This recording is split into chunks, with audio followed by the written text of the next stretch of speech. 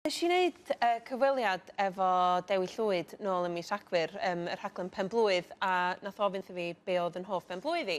A nes i sôn am pen o'n i'n 33 allan yn India yn hyfforddi fod yn athrawes yoga, a bod fi wedi bod yn eitha isel ar y pryd, a bod hwnna wedi tynnu fi allan ohoni. A wedyn nath o ofyn, fysa chi'n deud bod chi wedi dioddau o iselder. A wedyn ddoth bob dim allan. A wedyn nes i jyst cael lot o ymateb gan bobl ar y we, a wedyn nath meddwl.org gysylltu'n gofyn os fyswn i'n licio sgwennu darn. A mae wedi cymryd 5 mis i fi sgwennu fo, achos dwi erioed wedi sgwennu'n byd o blaen. Ond o'n i wir eisiau trio normaleiddio y sgwrs o just trafod iechyd meddwl, trafod anxiety, trafod just y trafferthion mae pobl yn mynd drwy bob dydd, ond dal, mae chydig bach yn tabw yn dydy. A dwi'n meddwl mae siarad am bethau, yn sicr, therapi ydy'r ffordd dwi wedi gwella fy hyn dros y blynyddoedd, a mae rili wedi helpu. Mae yna ffyrdd gwahanol, ond wrth gwrs y cam cyntaf wastad ydy siarad, ydy deud wrth rhywun bod chi ddim yn teimlo'n iawn, a wedyn, allwch chi ddechrau gwella. A ti'n meddwl bod lot o fe mynd nôl at y blentyndod di, a'r ffordd ges ti dy godi a ges ti dy fagu, achos oedd yn wahanol iawn i'r plant oedd yn yr ysgol gyda ti, yn dod? Wel, oedd dad yn wrestlar. Fel dwi wedi darganfod bellach, dydy hynny ddim yn normal.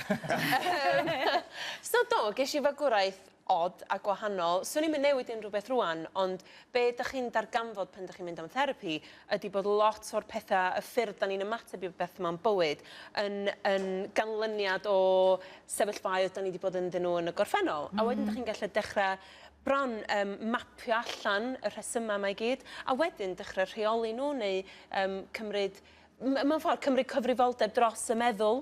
Mae yna lefelau gwahanol wrth gwrs o hyn, a dwi'n meddwl y peth, fel dwi wedi dweud o blaen, y peth cyntaf ydy i just agor allan i rywun, achos pan nes i agor allan i therapist, nes i ddechrau dallt, a dyna di'r peth da ni angen gwneud mwy na unrhyw beth ydy dechrau dallt y meddwl, achos mae'n rhan o'r corff. Os oes rhywun efo poen yn ei braich neu bol, mae'n iawn i ddeud hynny, ond os di rhywun yn dweud bod nhw'n stryglo yn feddyliol, wedyn mae pobl yn gallu teimlo'n eitha A dyna pam mae wythnos, fel yr wythnos hon, mor bwysig de. Achos mae e'n codi ymwybyddiaeth, a mae e'n rhoi falle cyfle i bobl i weld pobl eraill yn dioddau mewn ffyrdd tebyg iddyn nhw. Yndi, a dwi'n mor falch bod na fwy allan yn arwan yn normaleiddio'r pwnc, a dwi'n meddwl mwy o pobl yn siarad amdano fo ar nos Wener lawr y pub ar ôl clywed amdano fo ar heno, mwy neith o just wneud iddo fo fod yn rhywbeth bob dydd a falle helpu pobl. Cos weithio mae pobl yn meddwl, os oes yna broblem gyda nhw, mae'n well cadw fe yn y teulu neu cadw fe'n dawel. So ti eisiau mynd at rhywun fel therapydd, rhywun ti ddim yn nabod a gweud y broblemau di gyd? Ond mae'n help. Beth sy'n dda efo therapist ydy ti'n talu nhw, so dyn nhw'n mynd i feirniadu chdi, dyn nhw'n mynd i ddeud wrth neb arall, a maen nhw'n gorau eistedd am yr awr gyda. A fel da chi'n gwybod, dwi'n gallu siarad, so yn aml dwi'n rhedeg drosodd. Yn union. Ond, ia, dwi'n meddwl, dwi'n dechrau exeitio am y syniad yma o bod o just yn rhywbeth mae pobl yn trafod bob dydd, a wedyn falle fydd y broblem yn lleihau. Ond wyt ti wedi helpu dy hunan hefyd gyda dy yoga?